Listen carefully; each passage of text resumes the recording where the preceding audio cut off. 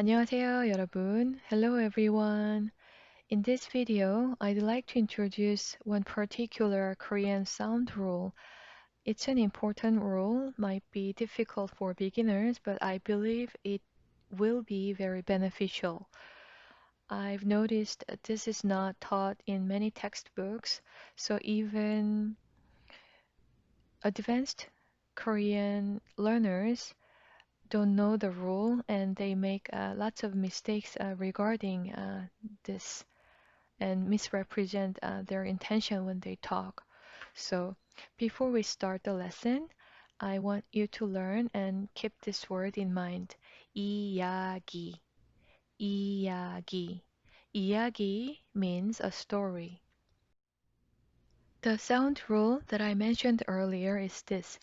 적 sounds as if 적. 지읒 sounds a lot like J, but a little bit like CH. If you distinguish J and jiut, J uses more of your vocal cord like G, G, but jiut uses your vocal cord a lot less than J, J, J. And also when you say jiut, you let out air, just as if you say CH, ch. So, G, J, ch. Let's look at 적. If you are an English speaker, you are already saying this sound without knowing.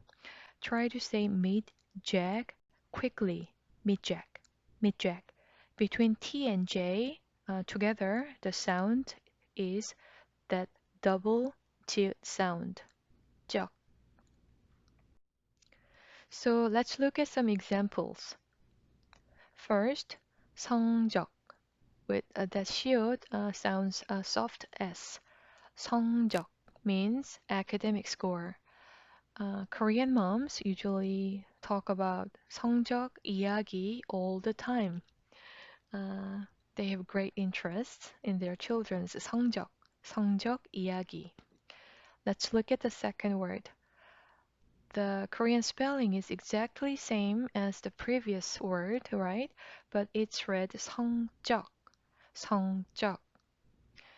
Uh, if you look at the Chinese character, that gives you hint how to read this word, whether 성적 or 성적. But even if without Chinese character, you distinguish 성적 and 성적 uh, because they have such different meaning. You should be able to understand the meaning and the sound from the context. Just like READ, read and read, they are spelled same, but depends on the tense and the function of the word. You can guess how it's read, whether you say read or read. Just like that. 성적. 성적 means sexual adjective. That first 성 means sex, noun, and 적. 적 does not have meaning, but it has function. It's making the noun, previous noun, into adjective. So that's the function of the second word, 성적, 성적. And Korean moms do not say 성적 이야기 all the time, right? They rarely do. They, even though they talk about 성적 이야기 all the time, they do not talk about 성적 이야기 all the time. You see how different this little sound difference makes. So it's important to learn. So let's look at in detail how the sound rule is written. Two-syllable word after vowel, ni은, mium, and iung, 적 sounds as if 적. Just know this. You don't have to memorize these rules. Just know. But two-syllable word is important. This 적 is used more common than you think, but three-syllable words does not get affected by this rule. So remember to apply this 적, the sound change, for only two-syllable word. Let's look at a few examples. Before we do that, uh, by adding this 적, Chinese character, after the noun becomes adjectives and meaning becomes of or relating to the noun.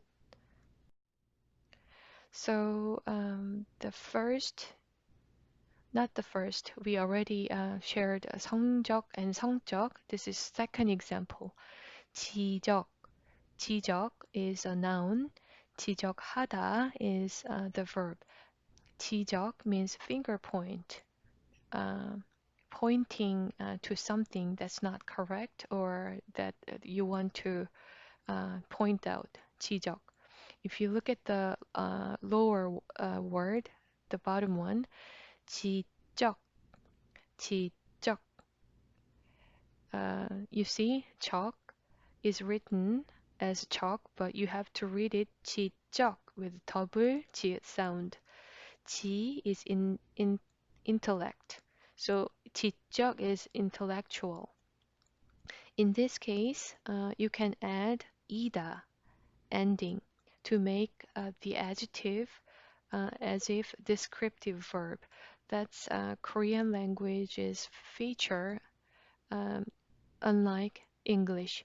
So any adjectives in Korean language is treated as descriptive verb. You can change the ending as if it's a verb. That's whole another story. So anyway, 지적이다, 지적이다. Oh, she is 지적이다 means she's very intellectual. So 지적, remember to be verb is attached to this adverb. 지적, finger pointing, correcting. 지적 is a noun. 지적, 지적이다 means that's an adjective of or relating to intelligence. And before I end this video, if you watched the very famous Korean drama Sky Castle, this Korean tutor um, a, a lot of times repeatedly said 전적으로 저를 믿으셔야 합니다. 전적으로.